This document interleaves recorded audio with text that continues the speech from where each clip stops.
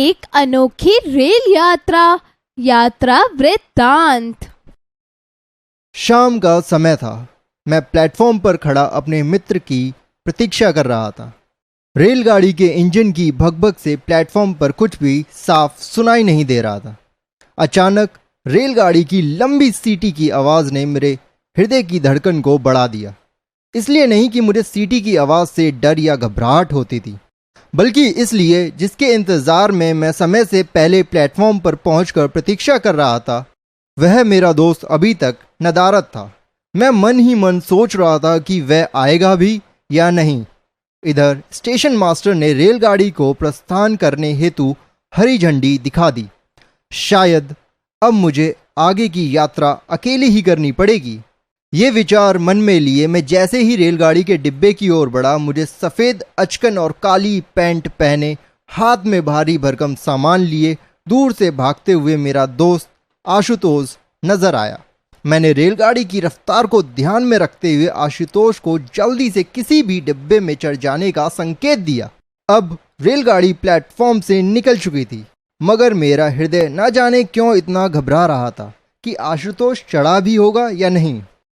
मैं अपनी सीट पर चुपचाप माथा पकड़े बैठा हुआ था। इतने में मुझे किसी की आवाज़ सुनाई दी। सारा सामान भली भांति रख लिया है ना? यह आवाज़ किसी और की नहीं, आशुतोष की थी, जो पीछे के डिब्बों को पार करते हुए अपने डिब्बे तक आ चुका था। जल्दी से अपना सामान ठीक जगह से बांध लो और खिड़की वाली जगह घेर लो। मुझे ये बात थोड़ी अजीब सी लगी। आशुतोष, तुम ऐसा क्यों कह रहे हो? अरे, गाड़ी में खिड़की वाली सीट कौन नहीं घेरना चाहेगा। दरअसल बात यह है कि अगले स्टेशन पर कुछ लोग चढ़ेंगे जो तुम्हारे सामान को और तुम्हें हटाकर गाड़ी के फर्श पर बैठने के लिए कहेंगे। आशुतोष की ये बात सुनकर मेरे मन में कई प्रश्न एक साथ उठ खड़े हुए।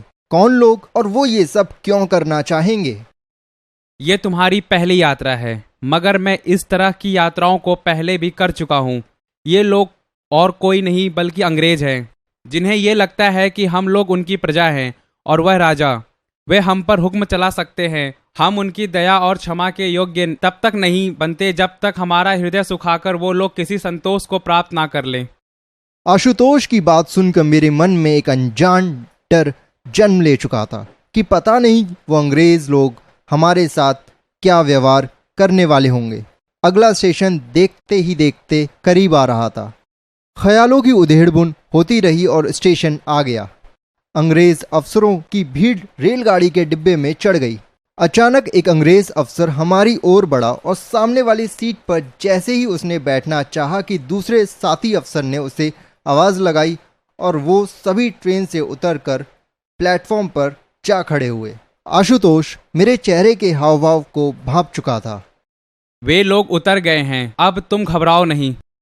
यह बात सुनकर कुछ देर के लिए मेरा हृदय संभल तो गया, परंतु पूरी यात्रा में मेरे अधीर मन ने अनेकों सवाल के साथ साथ एक ऐसे कुंठा को भी जन्म दिया जो अंग्रेजों के प्रति हमारी दासता थी।